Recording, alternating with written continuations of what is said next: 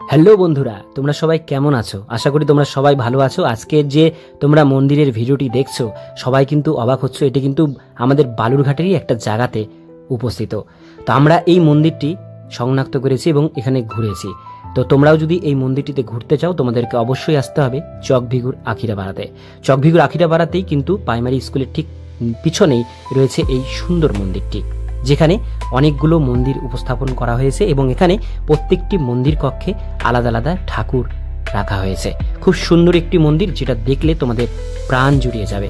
তো এই জায়গাটাতে অবশ্যই তোমরা ভিজিট করতে পারো, দেখতে পারো এত সুন্দর একটি মন্দিরকে। Hello guys, welcome to my new blog. আজ আমরা চলে এসেছি আমাদের চকভিগুতে। এত সুন্দর একটা মন্দির, তোমরা নিশ্চয়ই ইন্ট্রোতে দেখেছো যে মন্দিরটা এত সুন্দরভাবে তৈরি করা হয়েছে, কিন্তু তোমরা কিন্তু অনেকেই জানো না যে মন্দিরটা কোথায়। তো মন্দিরটি ঠিক রয়েছে আমাদের চকভিগুতে আখিরাপাড়াতে। আখিরাপাড়া যে স্বাস্থ্যকেন্দ্র রয়েছে তার ঠিক পাশে প্রাইমারি স্কুলের ঠিক পাশেই গলির মধ্যে রয়েছে এই মন্দিরটি।